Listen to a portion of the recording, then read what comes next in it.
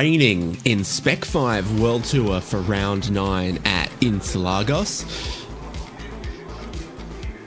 Our font doesn't like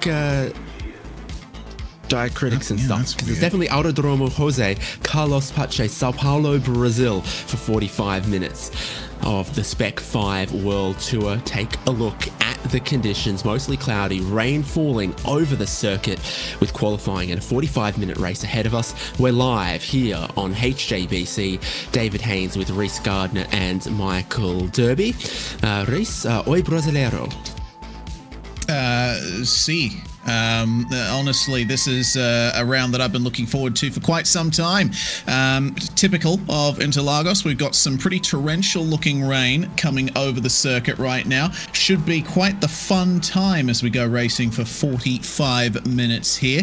The rain always throws up something interesting in Spec-5 World Tour. Remember, we had that drying track at Suzuka a few rounds ago, and it resulted in one of the better races in a championship that has been full of fantastic races. Yeah, today I think you put your umbrella up and you don't take it down, though. The forecast is for continuous tropical rain here in Brazil, and the forecast is now for qualifying to begin. Reese, how do you attack a wet track in qualifying with 15 minutes and 4 laps? That is a very good question that I cannot answer from personal experience, because I've never had to do that in the sim, at least not yet anyway. But I would imagine that the drivers have felt out the track quite a bit in practice. The rain is roughly at the same level, in fact a little bit lighter than it was at the end of practice. So there's potential for some moisture to be moved off the line the drivers take. Keep an eye out for where the puddles are around this place as well. A lot of elevation change means there's particular places around this circuit where the water likes to gather. I've also seen in past that a bunch of these runoff areas, like that green paint there, exceedingly slippery. So you're walking a tightrope here, where once you're off the racing track, things get even worse for you and it's difficult to regather and rejoin. So I think you're going to see drivers just take their full 4 laps, pound around out there, keep trying to build a bit of confidence and a bit of temperature and pressure into their tyres. What I can tell you is that it is raining. The track is 67% wet, which means standing water in almost everywhere. No clear racing line. You can see the sheen the whole width of the track there. There's not reflective parts and some dull parts. It's all water filling in the grooves of the aggregate and the surface of the pavement. The rain intensity coming and going, but at no point is it ever stopping. So I don't think there's going to be a magic window in this 15 minutes where the track dries up and gets all that much quicker. Yeah, I would think the same. We're keeping our eyes peeled on the run here from Joshua Soto, I believe we're riding on board with, just to see what kind of lines we can expect in this qualifying session. Look at that. I've never seen anyone go that far to the right through the final corner. Surely taking the conventional line through there is fine because you're flat out anyway, but you're braking very early on the way into turn 1 here and trying your best to nail the apex. Look at the puddles there. It's a really tough job to nail the line through the center S there, but look at all that standing water at the apex of Curva do Sol. I reckon a little bit wider than that and you might find a tad more grip, but man, the lines that drivers have to take in these conditions, it's the complete opposite to what you'd expect. I had the 2003 Brazilian Grand Prix on VHS. Oh. That's what I'm reminded of. Just absolutely torrential rain, standing water everywhere around the Interlagos circuit, and the drivers are on their first flying laps right now. There's currently no times standing on the board, but there will be an absolute flurry of them when drivers like Joshua Soto, who we ride on board with, complete this lap, trying to stay off the curbs there. Still coming towards an apex here where it seems like a bunch of water is puddled. Could there be a bit more grip going wider? That's the thing that the drivers are going to spend a couple of laps figuring out. Yes, indeed. Soto seems pretty comfortable here to at least set a banker using a more or less conventional line, but yeah, the standing water is quite substantial more towards the apexes here. He does go wide for the curve coming down the hill there. Mergulo, I believe, is the name of it. But, oh, that's a little bit too much standing water there through Junsao. He manages to keep it within track limits, only just, but that end of the lap there was not ideal for Soto. He's going to have to build up the momentum again on lap 2, but I think a good education here on the first lap. It's proving popular. There are 34 drivers that have been out on track in this qualifying session. I think Michael Tuck and Michael Tanagretta have actually had some problems trying to set their lap, but the times come in. Brandon Hawken jumps to the top. Joshua Soto, looks like that time did not count.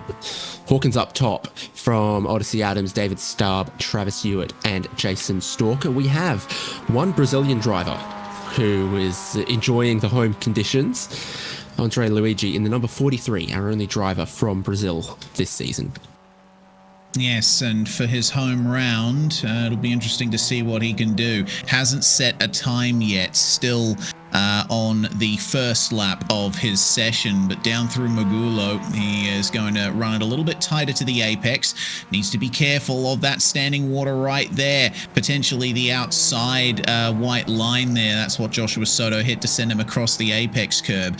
But, oh, you see a little bit of a wander from the car across the curb there. Generally, you want to stay off those painted surfaces in a wet session. There's no grip on a painted surface, but I get the feeling that Interlagos, the corners are wide enough, the curbs are wide enough that there's actually still a bit of an advantage to using them. Big shout out to all our hydrophobically coated fans in the grandstands who don't seem bothered at all. That time for Andre Luigi puts him in 20th at the moment. Lee Martin has no time just yet. He comes up towards the pit lane, or as they say here, subido dos boxes, and he goes 18th with a time of a 2:06.5, expecting everyone to continue to find improvement throughout this session. On almost every car on iRacing, my experience, Reese, has been the wet tyres need to have heat built into them rather than need to be kept cool and saved from overheating. Yeah, and a consequence of that is the coolness of the track temperature. It's currently 22 degrees Celsius out there on the virtual asphalt. And, that's not as cold as it can get in wet conditions. We've seen track temperatures go to as low as 15 Celsius in wet conditions, but this is the southern hemisphere and it's humid and warm generally in Brazil. So seeing those temperatures a little higher, so it should be a bit easier to build that temperature into the tires. Whole slew of improved lap times have come through. Brandon Hawken with an 01.8. Joshua Soto behind him, 1.1 seconds behind him. And Michael Coates has just gone third with a 2:03.0. A lot of field spread in these very, very challenging conditions. Yeah, we've had 26 drivers setting times for the moment, and Gerard Brady is a bit of an outlier. It looks like he's had some problems on his laps. So of the now 27 drivers that have set representative times, we have a field spread of 7 seconds, pretty much. So, yeah, it looks like there's potentially going to be some more improvements to be seen from those further back later on in the session, but Brandon Hawken is more than a second ahead of anyone else at the moment. The championship leader in the pro class is showing his dominance once again in these adverse conditions. Except he's not going to improve on this lap. Hawken has just been off.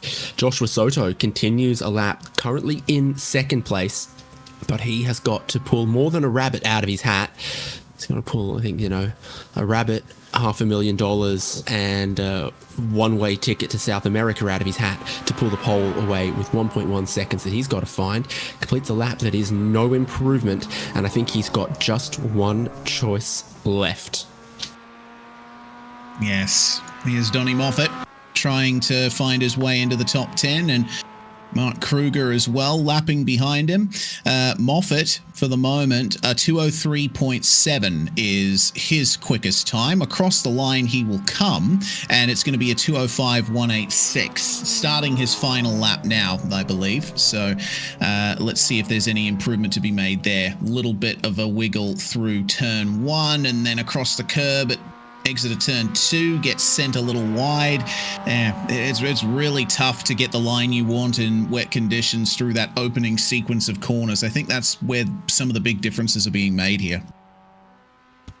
You wouldn't be able to tell it visually, but the rain gauge says that the rain intensity spiked to about 15 for a moment there before coming back down to 4 and 5. So I think the track has actually gone away from all of them. A lot of the drivers pushing and finding no improvement here. So that lap 2 or 3 might have been when the track was at its absolute best. But with the amount of field spread we've got, you don't doubt that some of the drivers could go, a second quicker than their personal best if it all came through. Todd Martin, another driver, a second away from improving on that lap. Brandon Hawken then coming round to begin his final lap of qualifying. I've been taking a look at the weather radar, and the rain is moving fast. Like, it's moving in a northwesterly direction. And yeah, you mentioned that spike. It was a matter of only about a minute or two that the rain actually spent over the circuit. The storm systems that we're seeing here are moving quite fast, as is Donnie Moffat into the barrier. Yeah, he's gone off track and found the barrier. Michael Coates, everywhere we look, everyone is pushing, trying to find improvement. They've already got lap times in the bank, so they've got to go harder, more commitment, but they're not finding grip to back that up. Odyssey Adams has been off track. Brandon Hawken is trying. Lincoln Fox is trying all of the different lines and looking super sideways as he goes. Poor Michael Coates there. He was stuck on the grass. iRacing grass is a little grippier than it used to be in previous years, but in the wet, all of that grip falls away. He was trying desperately to get it turned around there and just wasn't able to. Here comes Fox to the line, his final lap. Let's see if there's any improvements to be made here from Lincoln. And there is. He gets down to a 2:03.1 to P4. Very nice. I was going to demonstrate how slippery the runoff is on the outside of turn 1. He couldn't even get enough traction to spin the car. He was just going straight like a curling stone. Todd Martin, the next to the line. And that's going to be a big improvement for him from 14th up to 5th. Fantastic stuff. It looks like a lot of drivers are finding pace here on their final laps. Like you said, the rate of change in the weather, it goes from light drizzle to pretty serious rain to light drizzle in just a matter of minutes. Because now it's gone to torrential, it seems like. Brandon Hawkins making no improvements. Geordie Fike from 25th is going to stay there. 2:06.4 for him. Peter Roussorkis, 22nd place. Trying to gauge. No, I think he lost 3 seconds in the last sector on this lap that he's currently in. It looks like he's going to practice pit entry. Smart decision, especially in the wet, to practice pit entry and figure out your braking point. These Global Mazda MX-5 Cup cars do have an anti-lock braking system, but it won't help you much if you miss your braking point for pit lane. The drivers will have to come in for a stop, likely, at some point in this race. Michael Coates is done for the session. He was unable to get below his 2:03.0 that he set on one of his first laps, so into pit lane for him too.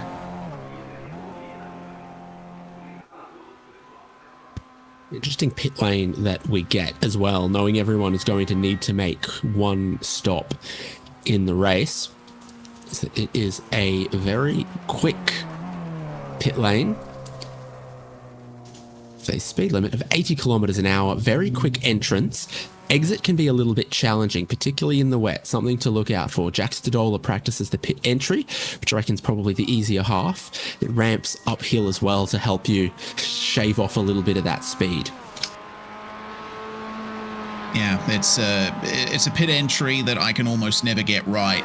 You're entering at such high speeds, and there's no real clear reference point to start slowing down.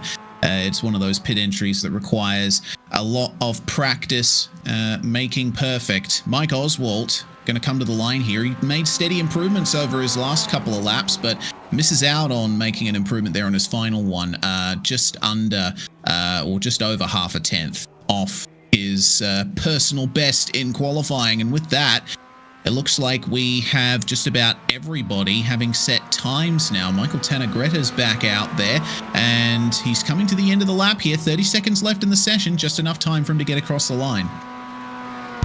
Yeah, Tanagretta, I don't think was on track in part of the earlier running of this session. I don't know if he was trying to wait out the conditions or something. If so, not especially successful, but he's just going to get this final lap in. That's a new PB. It is 2:05.6 for 23rd place.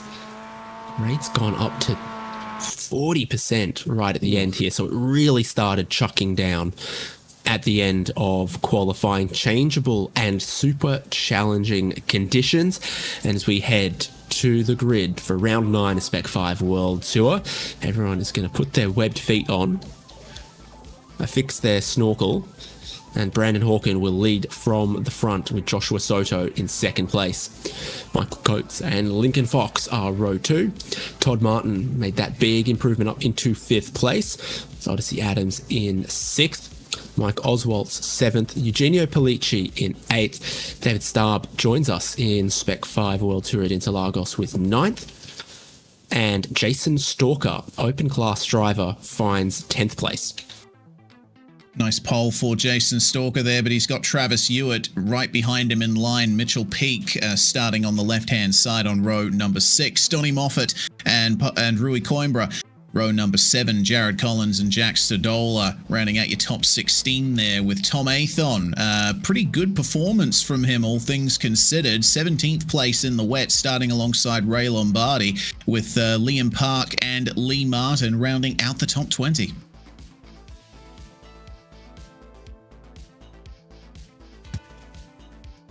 Paulo Coimbra in 21st place, Peter Resorkis in 22nd, Michael Tanagretta in 23rd, Tim Collier 24th, Mark Kruger 25th, Jordy Fike 26th on the grid, Mark Cheng 27th, Rob Conahan in 28th, Sean Hayes in 29th, and our local Andre Luigi in 30th. And then a couple of other drivers set qualifying times. It was Brian Jabelski, Gareth Brocklesby, and Gerard Brady. Michael Tuck, Daniel Artuzo, and Damon Pacheco did not set times. And I think that's because Daniel Artuzo was a little late to joining. We have a second Brazilian. Indeed we do. Let's see if he ends up taking to the grid here. Looks like he has at the very back here. So we are almost ready here to be led away on the half formation lap before the full formation lap. Weather update. It looks like the rain has eased off a bit, and for the next 20 to 30 minutes at least, it's going to be pretty consistent at this level. There is potential for a couple of spikes in rain intensity, but I think this is what we'll be expecting for roughly the first half of the race. The outlook for the weekend. Thanks, Reese Gardner. Back in the studio, it's time for sport, and we are going to take a look at the championship standings for Spec-5 World Tour. At the moment, you see that the lights are on the safety car. It means that we are going to get 1.5 formation laps here at Interlagos. Brandon Hawken leads the Pro Championship on 724 points from Joshua Soto. Those two drivers are the front row of the grid for today's race. Michael Coates in third in these standings from Eugenio Pollicci and Donnie Moffat. Kyle Genske, Geordie Fike, Brian Chabelski, Odyssey Adams and Mike Oswalt. It's our top 10. And in the open points, Travis Hewitt has taken the lead from Jack Stodola and Paul Murgatroyd. Big points swing in the last few rounds there at the top of the open standings. Kruger 6 points ahead of Jason Stalker. Lee Martin 3 points ahead of Michael Tuck. Mark Cheng, Ryan Pandicio and Jake DeGrand rounding out the top 10 in the open class. Michael Tuck is leading Mr. Clean. It seems like he managed to get 0 incident points last week at Sebring. A mighty effort. And he is ahead of Brandon Hawken and Brian Chabelski in these standings. Michael Coates, Jack Stodola, Mark Kruger, Geordie Fike. Lee Martin is back in the top 10 of Mr. Clean. And Mike Oswalt and Eugenio Pollicci. What have the lights done on the Porsche safety car is what I want to know. They're off. They're off. Good. So we will be going green at the end of this lap. A nice slow motion tour around Interlagos in the rain. And I mean, this image really tells the full story, doesn't it? They are touring around at only 80 k's an hour and they're still throwing up rooster tails. That shows you how much water there is on the track right now. Yeah, the two measurements that we get are how much water is on the track, i.e. is there standing water, how deep is it? The other measurement is how quickly is rain falling at the moment. So they are the track wetness and rain intensity. The measure of track wetness is the same as it was in qualifying. Rain intensity is at 26%. Anything more than 3% on the rain intensity and you've got to make the tyre switch. So 26 means, oh yeah, I feel it and it's coming down, but we expect the rain to ease. There's no way this track dries off in a hurry with rain still coming down on the formation lap. Yes, indeed. This double right sequence here at Ferradura is going to be a tough one. It's always fun going side by side through there in the dry, but in the wet, it's difficult to try and figure out where the line actually is. You know, you got to remember that a conventional racing line, it's going to deposit rubber on, you know, the parts of the track where you run, and that gets greasy in wet conditions. With a double apex corner like that, the racing line actually moves to the middle of the track there, and you'll have to be running roughly in the middle in order to get the best run in the wet too. So look out for that to be a potential choke point.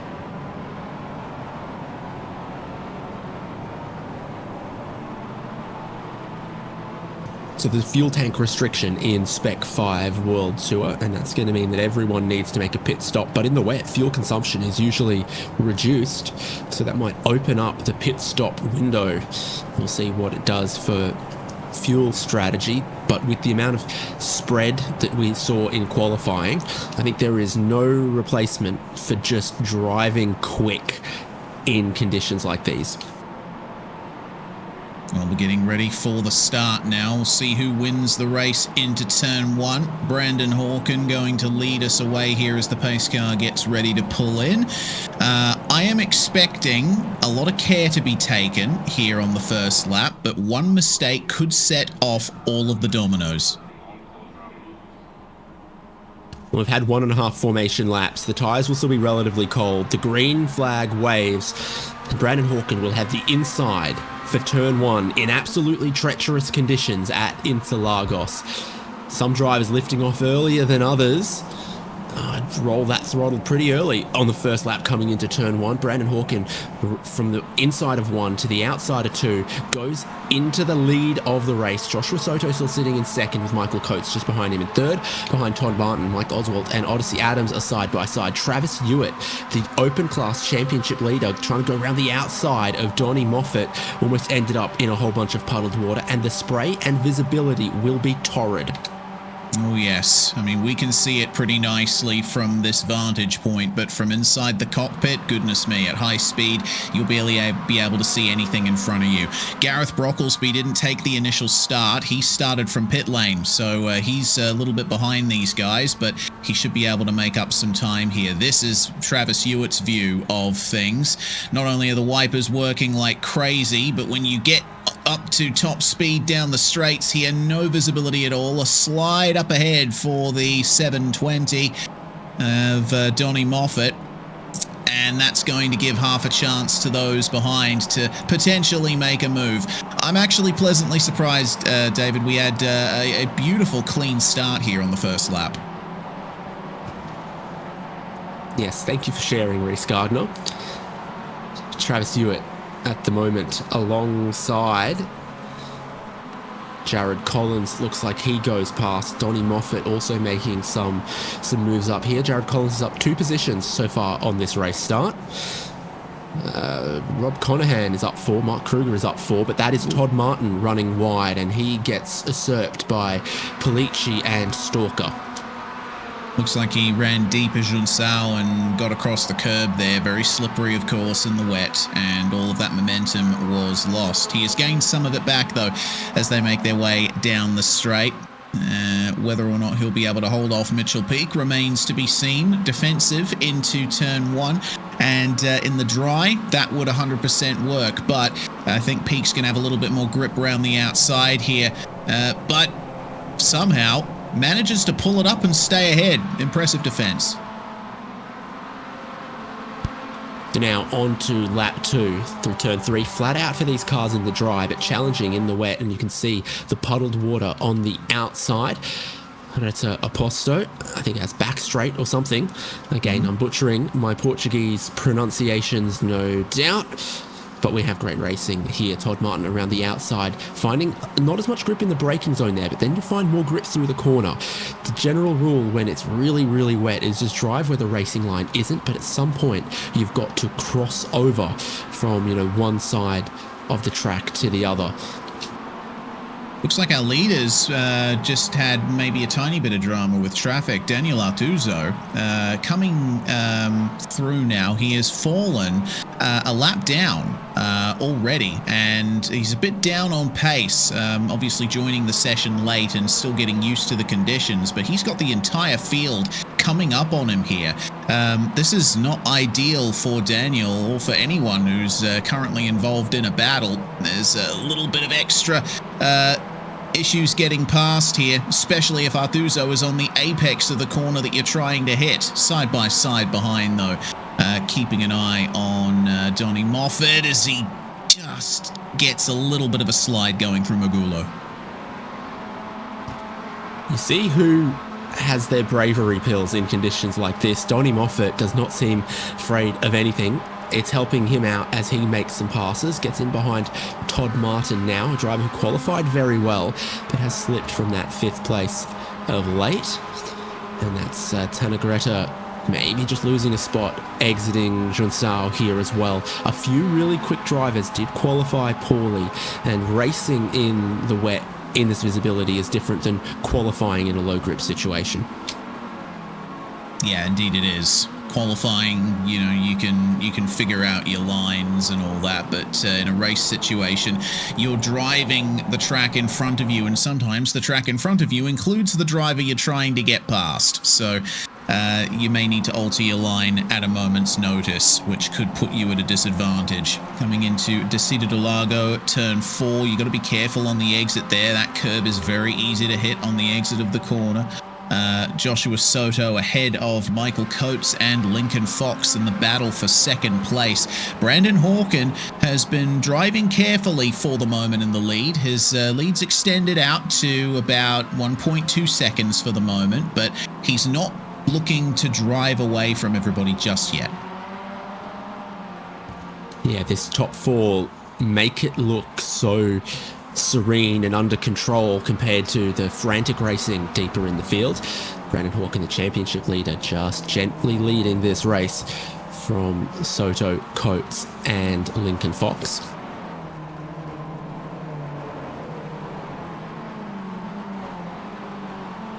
Next group. It's going well for Mike Oswald in 5th place, to be honest. Yeah, I agree. I just heard some... that's not ideal. I heard some sliding on my end, and it was Joshua Soto on the exit of Junsao. He's just lost 2nd place to Michael Coates, and with the lack of momentum, I think Lincoln Fox is going to get through for 3rd as well. It's the white line, isn't it? Tough to spot because it was covered in the puddle of water, but he just put the right-hand side tyres into that, and it leads to this battle, 2nd, 3rd and 4th, heading over the crest towards turn 1. Lincoln Fox with a great run on the inside of Michael Coates here. I think that's where you want to be for turn 1, but if you can't get clear, then the switch back into turn 2 makes it challenging. And how many lines are there through turn 3? Lincoln Fox is going to try to cross back underneath. Yeah, he does it all right. Oh, look at the spray there for Michael Coates. Oh, just avoids getting into the wall there. And Joshua Soto had to take avoiding action. That's what happens when you run a bit too far across the curb. The first clue was the rooster tail. So much more spray going over that standing water. Coates was very lucky not to have a massive crash there. There were 3 times I thought he was going to lose that. It wobbled. He was so gentle with the controls, trying to get the car back on the pavement. But when there's no grip, there's no grip. This battle sees Todd Martin potentially getting swallowed up. David Starb leading the group. Jared Collins, no fear whatsoever, going around the outside of Ferradura. But you've got to be careful of that curb, not to break on that curb going into the next corner here. Todd Martin gets in hot, has a little bit of a slide. The Open Class Championship leader is going to try to go around the outside of both of them. What he needs, Travis Hewitt, is to not get involved in any accidents today. Oh, he just manages to find a gap to squeeze into, though. Back up to 13th place, and potentially going to get a nice run out of Bico de Pato there, the hairpin and the slowest corner on the racetrack, but one where you can gain a lot of time. That is a lot of curb usage there. Huge slide there for Travis Hewitt. Just manages to recover it though, and gets out of Junsao okay. Man, I think there's probably 100 mini heart attacks happening per driver per lap. Ask your doctor if a pacemaker is right for you. Or a cardiologist or whatever the expert is in that field. Jared Collins in the wet, bump drafting Travis Hewitt. I reckon if your front bumper is to their rear bumper, there's no room for spray and you get good visibility. Yeah, I would imagine that is indeed the case. It's not going to be an issue for Mike Oswald or Odyssey Adams, though. They just traded spots coming out of turn 1, and they will be running side by side on the exit of turn 3. Looks like a bit of a change there in the back half of the top 10 as we keep our eyes on Starb, Martin, Hewitt, Collins, and Stadola coming down the back stretch. Passes and potential moves being made here as the number 22 of Odyssey Adams manages to get it done there on Jason Stalker, who remains the Open Class leader with 4 Pro Class cars in between him and his next competitor. Here goes your Open Class leader making the move on Todd Martin. Went around the outside of turn 4, has the inside up here at Ferradura. Stays a tight line between both of the apexes, gets into a couple of puddles, but makes it work. And on the last lap, Odyssey Adams was the fastest driver on track. We've got Travis Hewitt making decent progress here behind David Starb, who was racing Lamborghinis at Sebring last weekend. This is a bit of a change from that, but it's weather that you might expect to see at Sebring sometimes. Yeah, absolutely, especially during hurricane season. We'll have to wait and see what kind of use does that can every be lap. made. Yeah. Travis Hewitt is so brave in a way that I don't think I would be in his position. Yeah, it's almost as if he's planning it. I mean, I guess it helps to get a little bit of extra rotation, get you straightened out for the braking zone into Junsao, but yeah, I get the feeling if you roll the dice too many times, eventually you're gonna roll a double one and be fallen by the wayside. Let's wait and see what he can do here coming into the first corner. Ewan in the slipstream of David Starb for a few moments behind them. Side by side again between Todd Martin and Jared Collins, and that's going to be Todd Martin defending the position there.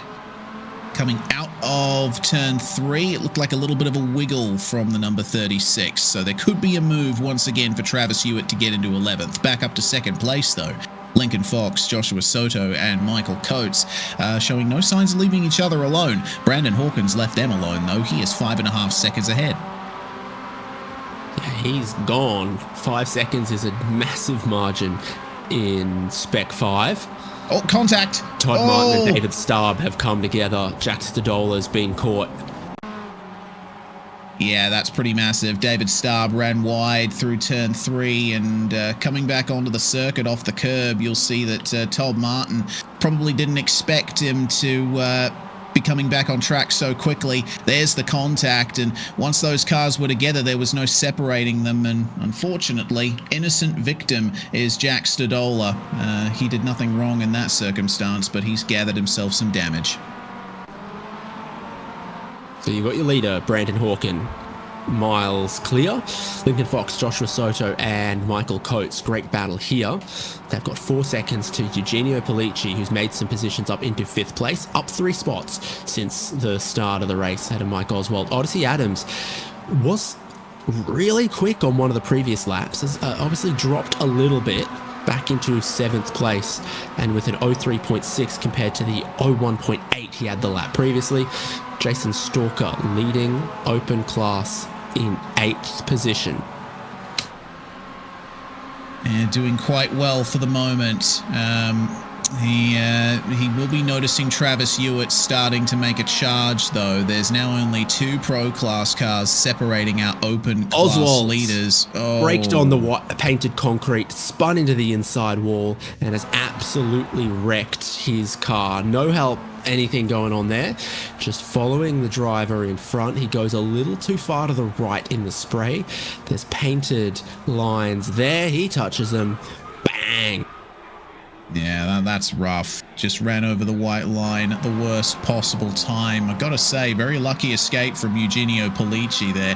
He would have seen all of that happening in his mirrors and just hoping that Oswald didn't bounce into him. And fortunately, he did not. I think Geordie Fike has just done the exact same thing. Oh. Something to look out for in turn 1. Yeah, he managed to make it a bit further down the racetrack than Mike Oswald did, but yeah, you do see it wasn't the exact same thing. They were running a bit too far to the right, got over those painted lines, which are very slippery in the wet, and there was nothing more he could do from there. He was just a passenger. White painted line, spin, concrete wall, gigantic damage. Fastest car on track, Donnie Moffat in 7th. There are a couple of drivers that every now and again, they'll get it all hooked up and pull out a blistering lap time. No one can match the consistency of pace of Brandon Hawkin, but a few drivers can match the raw number from time to time.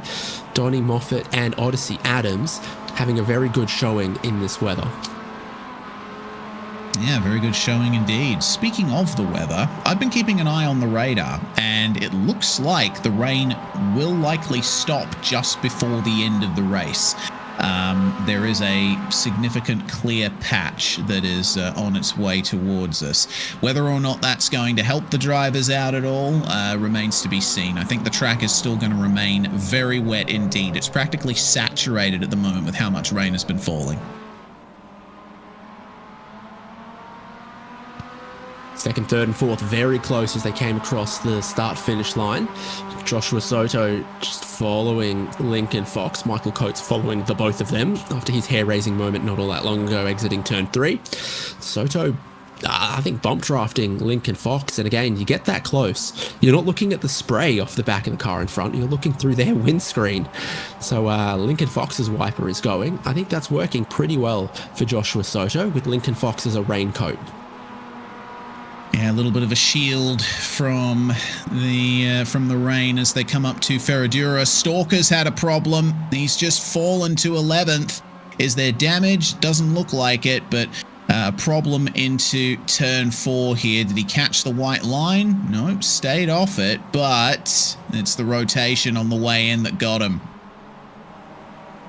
And he was leading open class. Travis Hewitt went past him. Hewitt into 8th outright.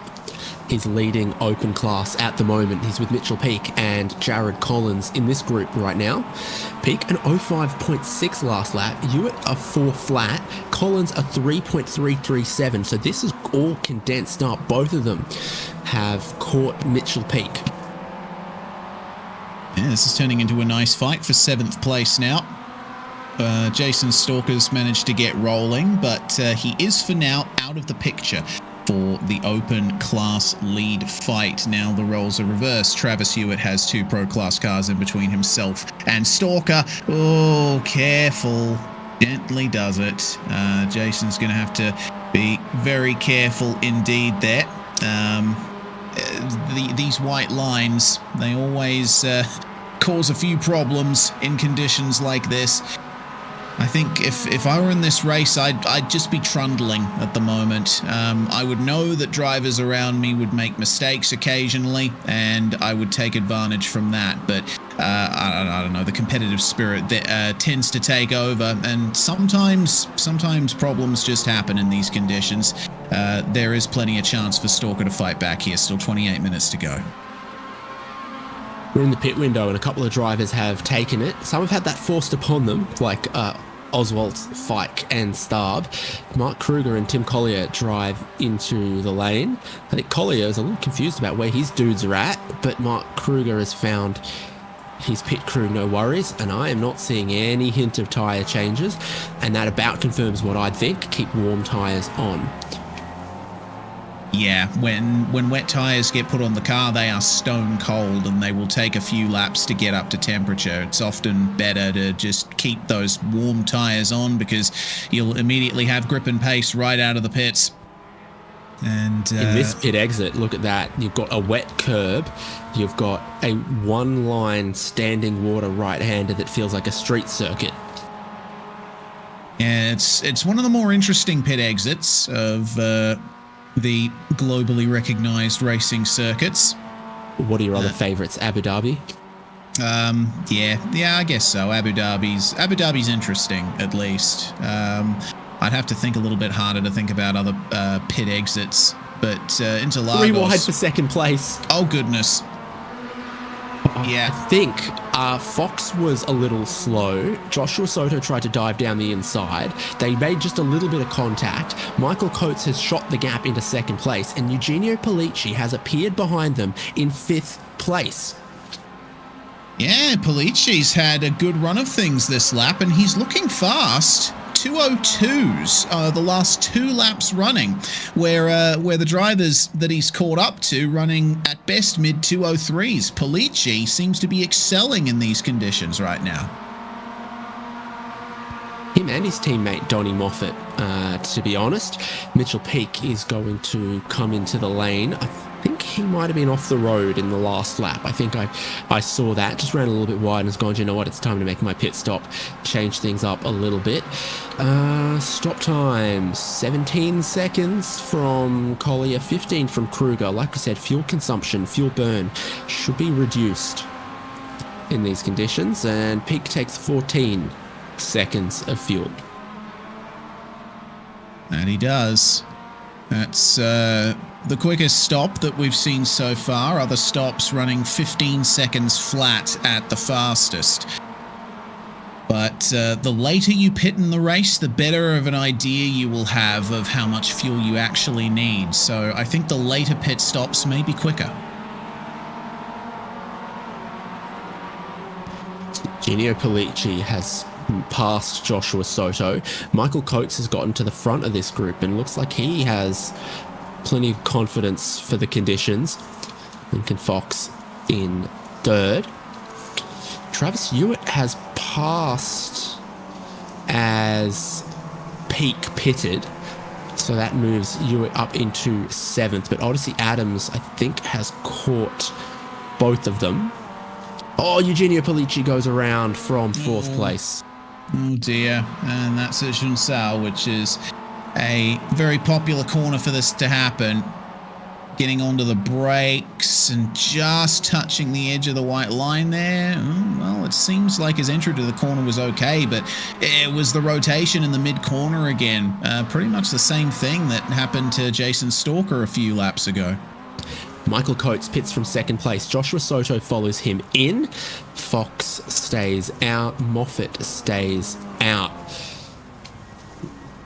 Oh, yeah. Coates just a little cautious finding his group, whereas Joshua Soto knew there was plenty of grip in those concrete pit boxes, to my surprise. Yes, indeed. Who gets the better stop? It is going to be Soto. Only 12 seconds stopped there. That is by far the quickest pit stop we've seen. So either he's confident on his lap count to the end, or he's just made a terrible mistake. For the moment, he stands as a little bit of an outlier. Did Odyssey Adams take right side tyres? I just saw that car drop down, and we will confirm here. He did. Are you surprised by that? Yeah, a little bit. I was following the same line of thinking as you, David, when you pointed out that keeping warm, wet tyres on is probably the better way to go about it. But Adams obviously thinking that his right side tyres were a little bit too worn down. He is suffering on the outlap in the meantime. He just ran wide and allowed Andre Luigi through. So he'll be struggling a bit in the left-hand turns for the moment, but we'll see what kind of pace he can get towards the end. Travis Hewitt is going long, so's the race leader, Brandon Hawken, so are a lot of our drivers. Hewitt just hanging it a little sideways on the way towards Yunsao, and then you see that his line keeps him about a car width wide of the apex. When Polici went to that apex and that puddle, it was an ice skating rink there, and he spun around very, very easily. So a few of the drivers are staying wide of that. Coming towards the pit entry, Hewitt wants nothing of it. Jared Collins might be tempted. No, he stays out. Brandon Hawken has stayed out as well, still lapping around, putting time into the field. 12, soon to be 13 seconds clear of Lincoln Fox in second place. Yeah, this has been solid pace from Brandon Hawken the entire way. He's the championship leader for a reason. Pace and consistency, both in ample amounts. 202.3 on the previous lap. No one else has been able to get close to that. The next fastest lap time that I'm seeing is basically a 203.4 from Donnie Moffat on the previous lap. So can anyone do anything to overcome Brandon Hawken here? He basically has effectively a pit stop in hand. Yeah, and the pit delta is quite small here at Interlagos because of how you can attack the pit entry, because of the 80km/h limit, and because you get to cut a little bit of turn 3 on the exit. So Joshua Soto, who's pitted, is in 8th outright, ahead of many cars that haven't pitted yet, because the field spread in wet conditions is big, but the fuel drop and pit stop time required is low. So for the moment, we're in a little bit of a halfway phase right now. We've had a good portion of our field come in for stops, but it looks like anywhere from half to the majority of them still haven't taken a stop yet, trying to burn off as much fuel as they can for a light car in these middle stages, but the pit window should be closing effectively in about 5 minutes. They'll be running very low on that petrol. I'm checking the weather radar again, and we are only about maybe 5-ish, 7 minutes away from seeing the rain stop. Yeah, it will actually clear up a little bit at the end. We might get a flurry of lap times dropping away. Brandon Hawkins stays out, Lincoln Fox stays out. We're looking at Soto, who's pitted and might need to save fuel. Michael Coates, who's pitted and probably doesn't need to save much fuel. And they are trying to undercut the likes of Lincoln Fox and Donnie Moffat. And I'd say they're doing okay with that. Last lap from Coates was almost a second quicker than Lincoln Fox, so it's going okay for Michael Coates on that with that last lap. Yeah, and he's one of only a few drivers with the fastest lap in the 201 bracket. 202.3 on the previous lap is certainly going to play very nicely there.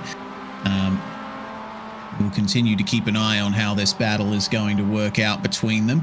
Eugenio Polici, fresh out of pit lane after having his spin here. 14-second stop 2.5 laps ago.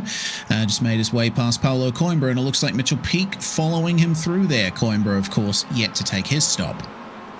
Yeah, Lee Martin yet to take his stop as well. So Polici and Peake have taken their pit stop and ended up in a little bit of traffic. Not optimal, but you do what you gotta do. Lee Martin gets super sideways. You've just made it back into the top 10 of Mr. Clean. Yes, Lee Martin goes, I'll let Eugenio Polici go. And I'll try to keep my car under control, because this is the conditions where you could so easily... I mean, every spin will rack you up a bunch of incidents. Yeah, absolutely.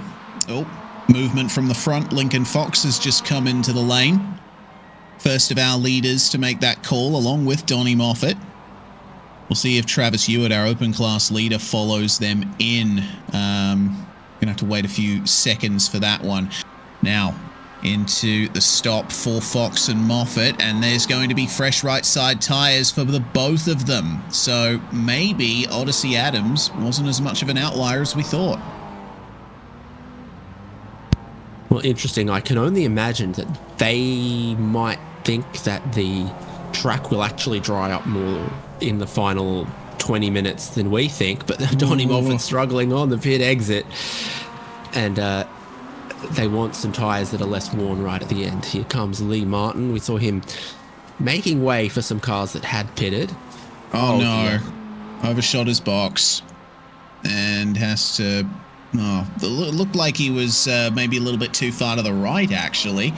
Distance-wise, longitudinally, he was in the right spot, but had to do a little two-point turn to get it settled there. So that's going to cost him at least 5 seconds or so. Sean Hayes, one of the other drivers to come in on this lap, with Martin and Rousakis joining him. It's going to be side-by-side on pit exit here. Well, it is a unique pit exit here at Interlagos, and it presents the opportunity to battle side by side. That Sean Hayes wins that disagreement. Lee Martin lets him have it. They are going to get up to speed, heading down towards turn 4. Tim Collier on track there at speed, just linking to the back here. Brandon Hawkins, from the lead of the race, is in pit lane. We think he has 10 laps to go.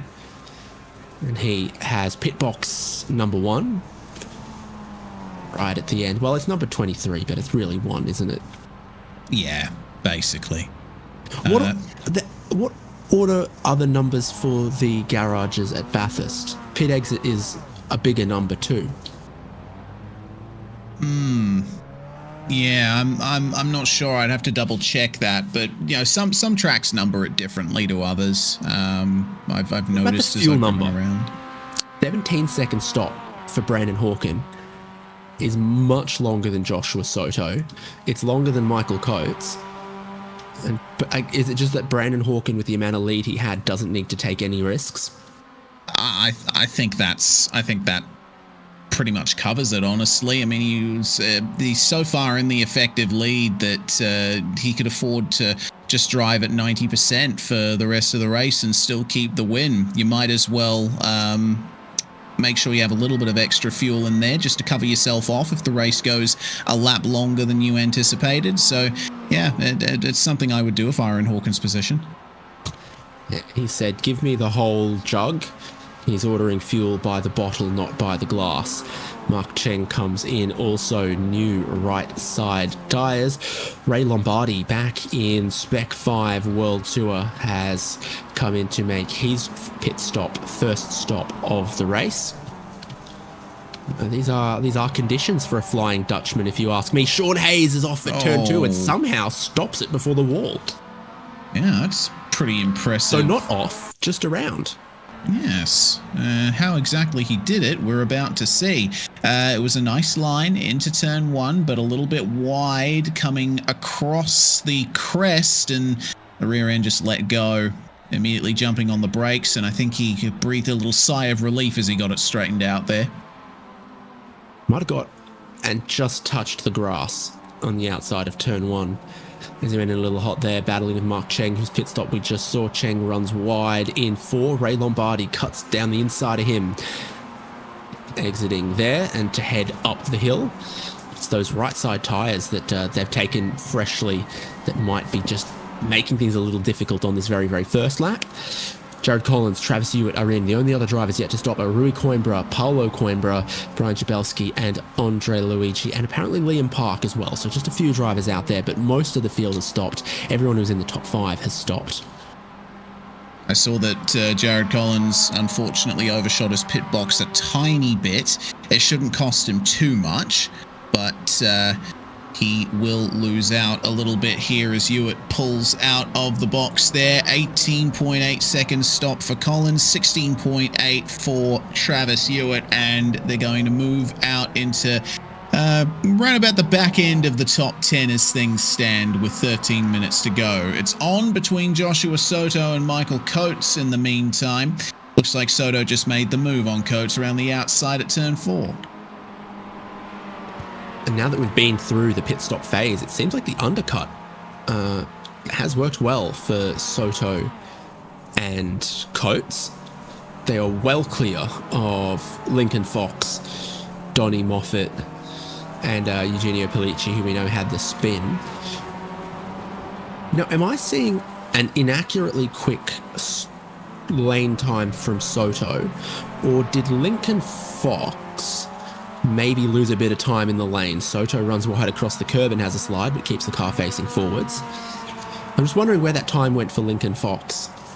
If the undercut was that powerful, or Fox had a bit of a long stop, or maybe overshot, or was slow through the lane. Well, unfortunately, a small connection issue on my end means that I don't have that information available to me anymore, so that might have to be a solo task for you, David. But what I can tell you is, I'll correct myself from a bit earlier, Coates actually ran a bit deep in turn 4 and went across the curb. That's what allowed Soto past him. Regardless, you are right, though. I would have expected Lincoln Fox to be a little bit closer to Soto and Coates than he is. So, yeah, a little bit of a mystery there. Rui Coimbra comes into the pits, still waiting for... No, Paulo Coimbra just stopped as well. Here's Collier, just ahead of Lee Martin. Peter Resorkis, one of the Loud Cup racing cars. Jason Stalker, who started in the top 10. He was the best qualified driver from open class, but now, after the pit stops and at least one spin that we've seen, he runs in 21st place. Yeah, it's not been ideal for Jason Stalker. He was very strong early on in the race, but all it takes is one mistake and that can make your race fall apart. He may see a couple of positions beckon for him here, though. Martin and Resorkis both in the same class as Stalker, so a lot of potential here for Jason.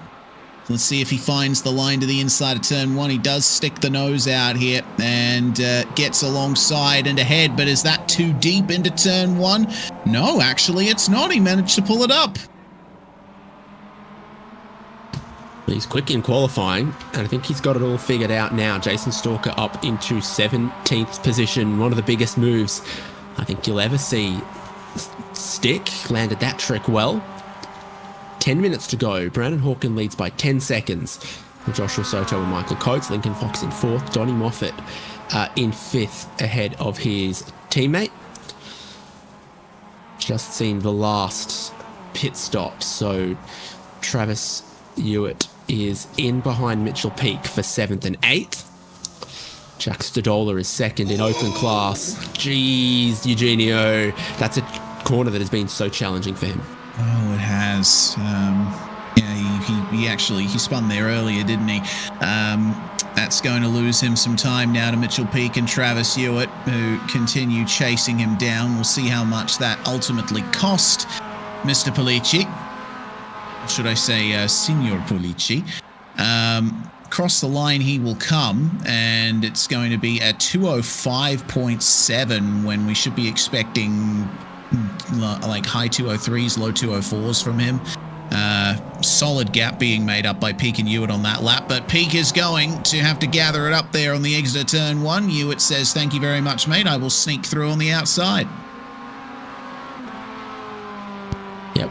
Good line by Hewitt. Mitchell Peak just overdriving it a little bit. So easy to do in these conditions of low grip, of a little bit of standing water. But with the rain ceasing, the track should be offering just a little bit more to them lap on lap. And they might have just gotten a little bit greedy with all of that. Big slide from Travis Hewitt. Odyssey Adams catching both of these drivers still. So Mitchell Peak makes the over-under, gets back into 7th place. And Odyssey Adams hunts them both. Off track and a lap down there. Conahan, I think.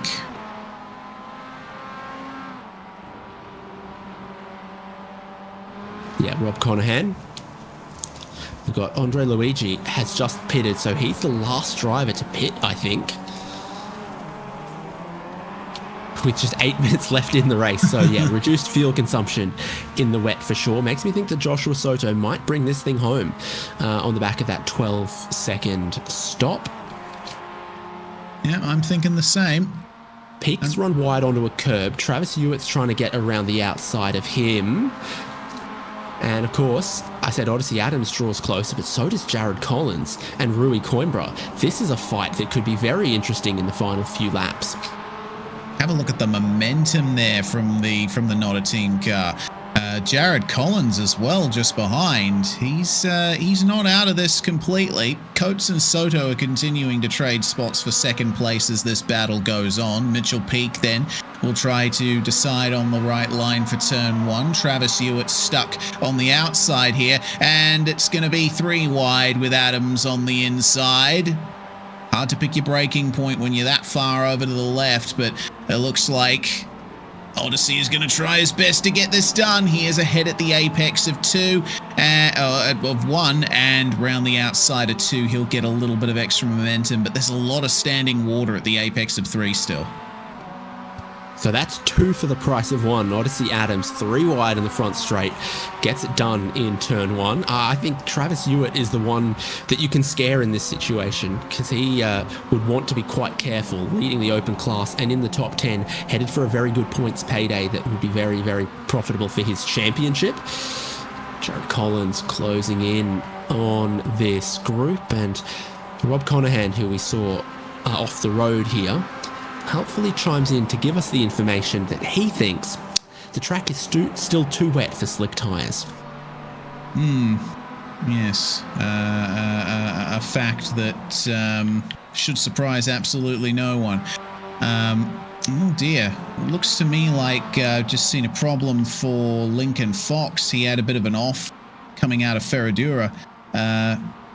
Very interesting incident. It looked like a heck of a tank slapper actually for the number 48 coming through the double right-hander. We're about to see it here. You'll see him jump on the brakes here, and I think this might be a little bit after where it happened for him. You said Ferradura, I think. Yes, I did. There it is. Catches some standing water, gets on the brakes, and then the car just doesn't want to straighten out. I count 4 snaps. Like you're counting in to start a song or something. My goodness. Yeah, that cost him some spots. This battle continues to rage. Adams, Peak, Hewitt, Polici, Jared Collins. That's Polici side by side with Jared Collins at the moment in the back of shot here. Polici's on the inside for 1. Collins is very brave around the outside there to try to claim the inside for 2, and they remain side by side on the curb on the apex for 2. Jared Collins just loses a bit of momentum, but now will try to cut back through 3. Track certainly drying out. Yeah, the rain stopped about 10 minutes ago or thereabouts, and we can already see that the spray, the rooster tails, reducing in size, but that just makes it all the more obvious where the standing water on the circuit is. I mean, you see it on the curb on the inside there. This run up to Ferradura, there's barely any room to get a moisture-free surface to race on, and geez, those curbs are practically underwater, aren't they?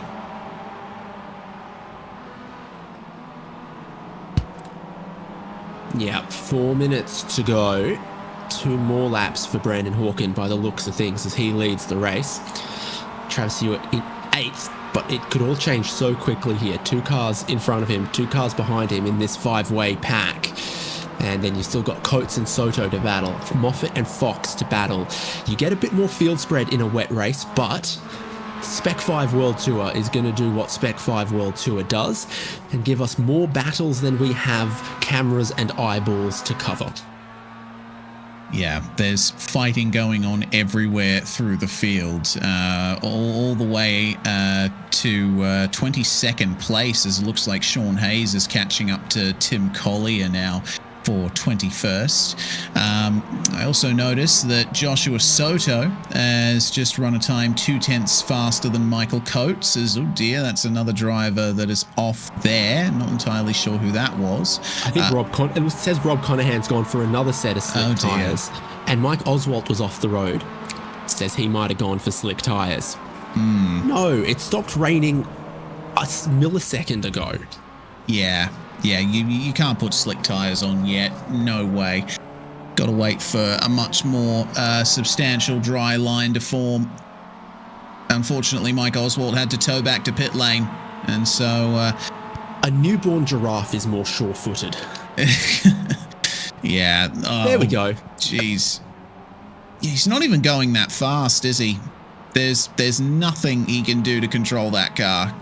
Get the wets back on and at least try to preserve something for the final couple of laps, or the final lap, considering Brandon Hawken is very close to getting the white flag.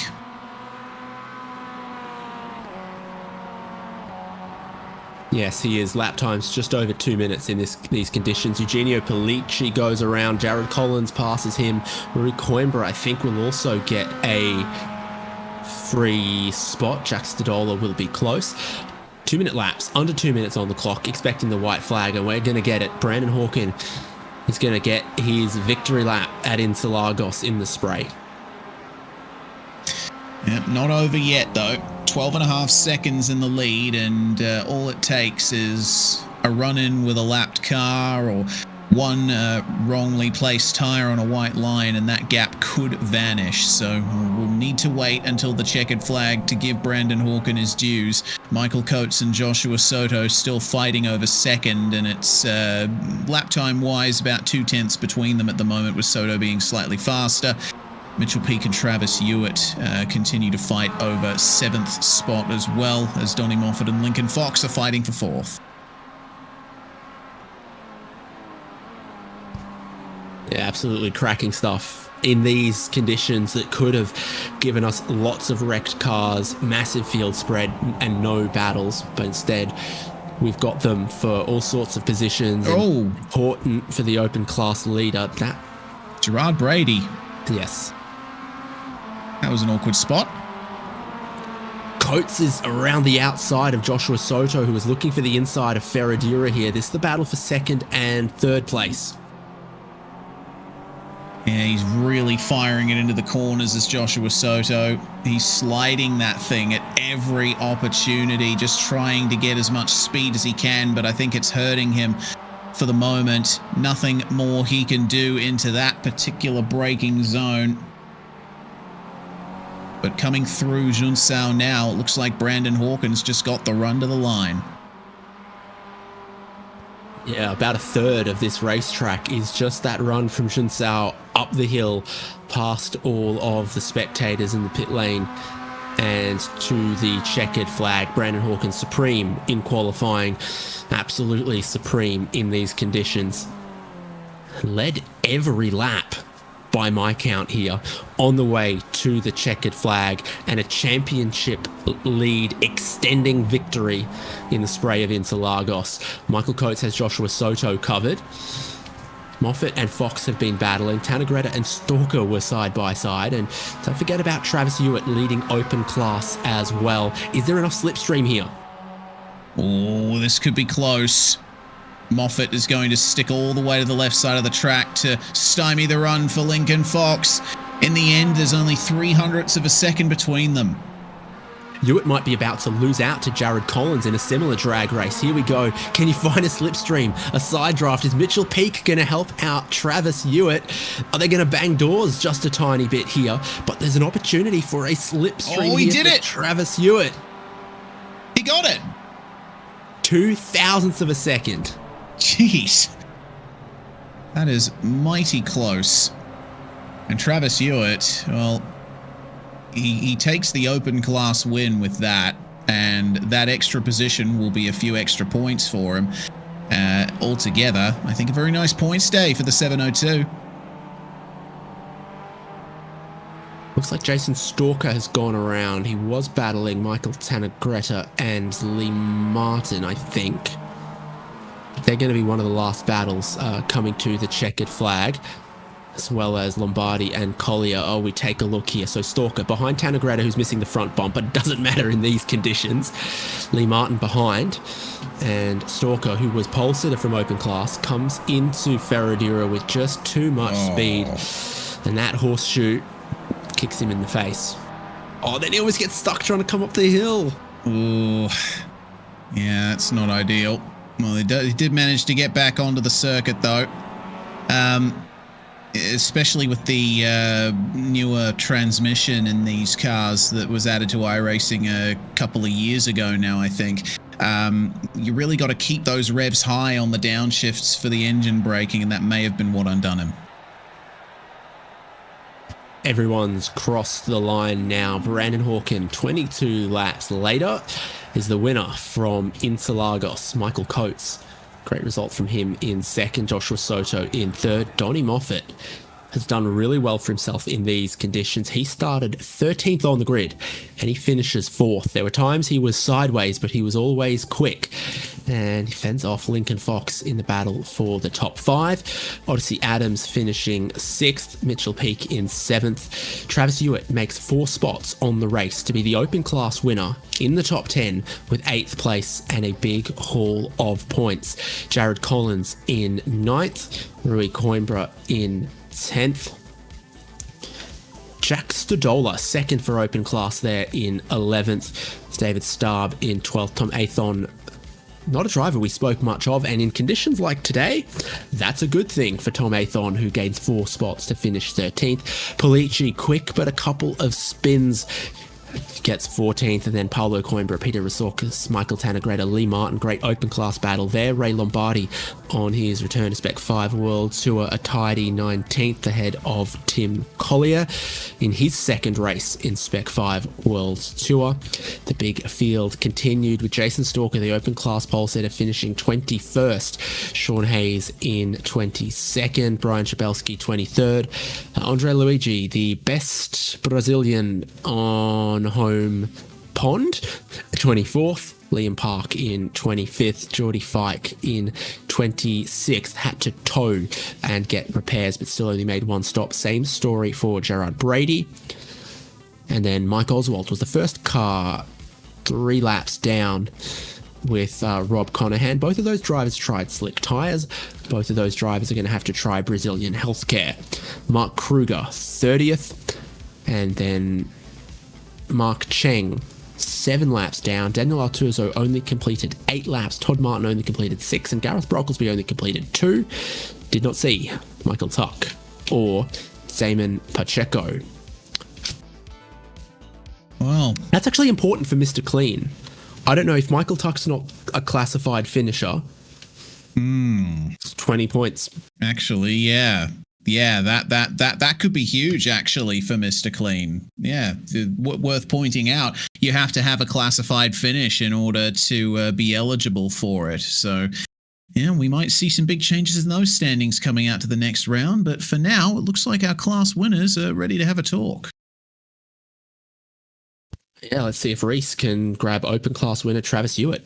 We shall see. Welcome, Travis. That was a mighty tough battle between yourself and Jared Collins in the end.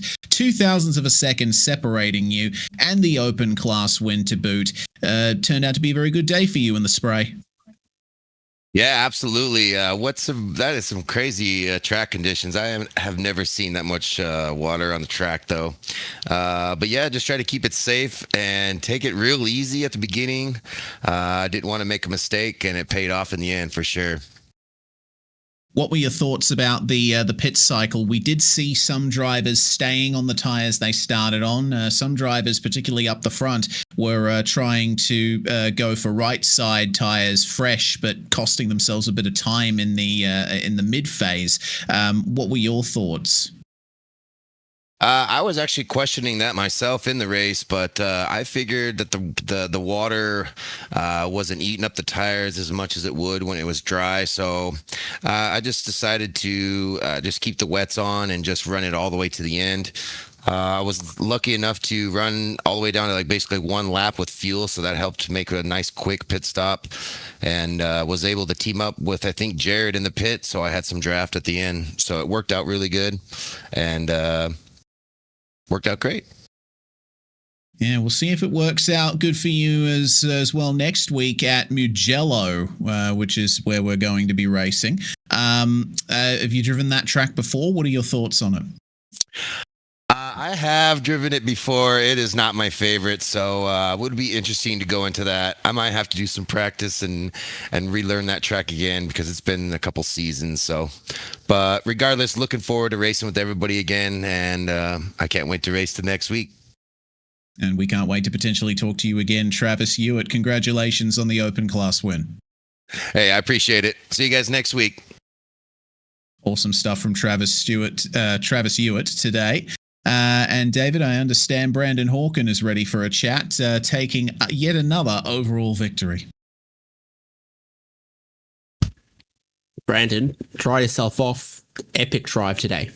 Oh, thank you, man. Yeah, that was a lot of fun. It was quite a lot different than Suzuka, actually, with how the kind of like the patterns of the puddles around the track and everything were. So it was it probably looked similar like as far as the weather went, but yeah, it was a lot different to drive, and yeah, it was a lot of fun. Had some for the most part, it was fairly consistent throughout the track, but yeah, there were a few trouble spots there that made you stay on your toes there the entire race. So that was a lot of fun. Even when it's raining and doesn't stop raining, there's clearly still some variability. It went from sort of light rain to more heavy rain in qualifying, and one of your earlier times is what stood as pole. Yeah, the second lap for me was definitely the driest lap. Yeah, first lap was like okay, and then second lap was the best, and then it started raining a little bit heavier there the third and fourth lap. So yeah, just got a good lap at the right time, and then yeah, throughout the race as well. It's always like a constantly changing thing. Like yeah, tonight, yeah, started out like, you know, kind of like moderate rain, got a bit heavier, and then as it was drying out, that's when it got easier in some areas and harder in other areas. Like it was getting pretty bad there in the last corner. If you were a little bit too far to the right, there was this puddle that was formed, and it would just send you straight to the right if you touched it. So it made for some scary moments, but it's fun trying to adapt and change your line depending on the conditions. Towards the end there, we definitely could run a shallower line through most of the track, and like more like the conventional racing line. And but at the start, we in a couple corners you want to go like pretty far out wide in order to get some grip. But it's a lot of fun in these wet conditions. You're constantly, it's kind of like a dirt oval racing where the line's constantly changing, and you just have to try to adapt to the best of your ability throughout the race. Change your line, but not always change your tyres. We saw people run the same 4 tyres the whole way through. We saw some people take new right side wet tyres. We saw 2 people try slicks. Yeah, that was something I was wondering about as well. I wasn't sure how it would affect the balance of the car. Like I think like usually you want new tires, but I just wasn't sure whether the like if you put new tires on one side, if it would get a little bit too hairy in some spots. So I was one of the ones that took none, and I think I guess most of us probably did. People who took slicks, they were very brave. It was the track did look like there was like it was drawing up a lot, and I think if the race was a little bit longer, that would have been the way to go, just like kind of hold out on slicks for a while, and then it was still really slick out there despite what it looked like. And I just thought, just keeping the reins on the tire the set that I started with would probably be the safest option, because I don't think there's too much wear with the reins. But definitely a lot of different combinations you could do tonight, because it was usually you just want to take the tire that you use the most on a dry track, but tonight it was a little bit more up in the air whether what you wanted to do. So fantastic. And there's still so much more racing to come in this big season of Spec-5 World Tour, and you can pack away your raincoat and you won't necessarily need to bring it out too soon. Yeah, hopefully not. I guess, Italy's pretty warm, and I'm not sure if it's dry, but it should be a good forecast there at Mugello, and that's gonna be a really cool track to drive here with this thing as well. So I really love the midsection of the track where it's like super high speed, twisting, winding. You got a bunch of elevation, and so that should be a lot of fun, and looking forward to that. Yeah, well done, Brandon. Leave your raincoat at home, but pack your Italian phrase book as we go to Mugello and Monza for the next 2 rounds.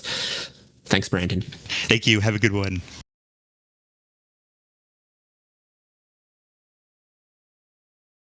And so our winners, Reese, you're right on time with me. Our winners from both classes coming to join us. Any other thoughts from Interlagos? Oh, look, I was expecting this one to be a tough one for the drivers, and we certainly got that.